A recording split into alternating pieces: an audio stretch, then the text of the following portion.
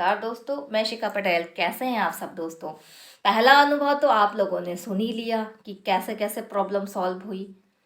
Second मेरा अनुभव रहा, जो मुझे साधना का ही प्रतिफल मैं उसे मानती हूँ कि बहुत दिन से मन में इच्छा थी कि मैं स्वप्नेश्वरी साधना करूँ, लेकिन कर नहीं पा रही थी। उसके रीज़न बहुत सारे हैं, लेकिन इस नवरात्रि में मैंने स्वप्नेश्वरी साधना की। जी हाँ, स्वप्नेश्वरी साधना क्या होती है, मैंने पहले भी वीडियो में चर्चा की, तो लोगों ने कमेंट करके पूछा कि स्वप्नेश्वरी साधना क्या होती है, मुझे भी करना है। पहली बात तो पहले स्वप्नेश्वरी साधना होती क्या है और ये हमें क्या फ़ायदा देती है, आपको ये मालूम होना चाहिए। सभी प्रकार के देवी देवता हैं। आपको पता है कि हम स्वप्न के माध्यम से बहुत सारी चीज़ों को देखते हैं। जब हम साधना काल में होते हैं तो हमें बहुत सारे सिग्नल मिलते हैं ईश्वर की तरफ से, वो भी स्वप्न में। ठीक है, तो जब हम सोते हैं और हमारा सबकॉन्शियस एक्टिव होता है तो हम एक दूसरी दुनिया से जुड़ जाते हैं दोस्तों। लेकिन स्वप्नों को कंट्रोल करना और स्वप्नों के माध्यम से आपको साथ नॉलेज शेयर करने के लिए एक देवी होती है या एक एनर्जी होती है। स्वप्नेश्वरी जो देवी होती हैं वो स्वप्न के माध्यम से आपके सवालों का, आपकी प्रॉब्लम का सॉल्यूशन देती हैं, लेकिन सिर्फ स्वप्न में आकर ही वो ये चीज़ करती हैं, साक्षात आपके सामने नहीं आती।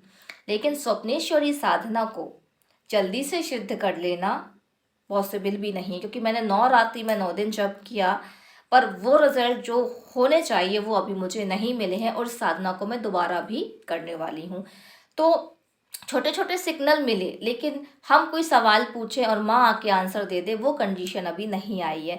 तो बहुत सारे लोग बोलते हैं कि 6 दिन में, 7 दिन में देवी दर्शन दे के आपके सवालों के जवाब दे देती है। तो दोस्तों इतना इजी भी नहीं है, क्योंकि वो एक देवी हैं, वो बहुत हाई लेवल की एनर्जी है। उन तक पहुंचने के लिए, उनसे आंसर्स को प्राप्त करने के लिए आपका एनर्जी लेवल हाई होना चाहिए, आपका जप तप मजबूत होना चाहिए और आपको उस लेवल तक पहुंचना पड़ेगा जब वो आके साक्षात आपके सपनों में आपसे बात करें और आपके सवालों का जवाब दें। अब ये साधना की कैसे जाती है, इसमें एक स्वप्नेश्वरी मंत्र होता है जो गुरु के द्वारा दिया जाता है, एक स्वप्नेश्वरी यंत्र होता है और एक स्वप्नेश्वरी देवी का एक माला होती है, हकीक की माला। तो यंत्र और माला ये दो चीज़ जरूरी होती है और साथ में आपका जो है मंत्र। उसके बाद आप संकल्प लेते हैं, संकल्प लेके आप प्रार्थना करते हैं कि आप कितनी माला करेंगे। अगर मंत्र बड़ा है तो आप ज़्यादा माला नहीं कर पाते, क्योंकि मंत्र बड़ा होता है। अगर मंत्र छोटा होता है तो उससे ज़्यादा मालाएं की जा सकती हैं।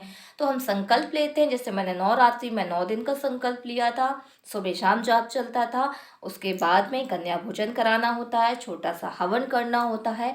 तो आपको देखना है कि मुझे कितने दिन की साधना करनी है, तो इस तरीके से साधना करते हैं। अगर आपको फल नहीं मिलता है 9 दिन या 11 दिन में, तो साधना को बढ़ा के 21 दिन ले जाया जाता है। अगर 21 दिन में भी हमें आंसर्स नहीं मिलते या कोई देवी सपने में आके या कोई एनर्जी सपने में आके आपके सवालों के जवाब उपाय आपको नहीं देती, तो इस साधना को बार बार रिपीट करना होता है दोस्तों। और बाद में इसका प्रयोग करना होता है कि यंत्र को बांधकर बाएं कलाई पर सोया जाता है और अपनी विश, अपना प्रश्न पर्ची पे लिखकर पिलो के नीचे, तकिया के नीचे रख दिया जाता है और रात्रि में 1 या 3 माला बेड पर ही कर कर मन ही मन स्वप्नेश्वरी देवी से प्रार्थना की जाती है कि इसका हल क्या है माँ, मुझे बताइए, इस सवाल का जवाब मुझे बताइए।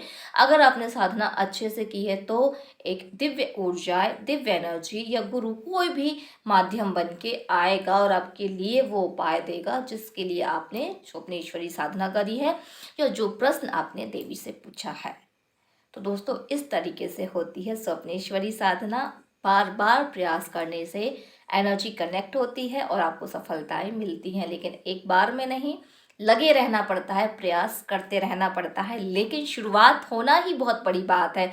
जिस स्वप्नेश्वरी साधना की मैं बहुत दिन से इच्छा रख रही थी लेकिन शुरुआत नहीं कर पा रही थी, वहीं पर मेरे श्री हनुमान जी की कृपा से उस साधना को पूर्ण किया है और आगे भी उस साधना को कंटिन्यू जारी रख रही हूँ, ताकि मुझे देवी का आशीर्वाद प्राप्त हो और मैं वो सारे उपाय जो कहीं ना कहीं हम कंफ्यूजन में रहते हैं या हमें सटीक आंसर या जवाब नहीं मिल पाता, साक्षात हमें दिव्य शक्ति के माध्यम से मार्गदर्शन मिले और हम अपने जीवन में कुछ बदलाव लेकर आए और दूसरों के जीवन में कुछ बड़ा बदलाव लेकर आ सकें, लोगों की सेवा कर सकें।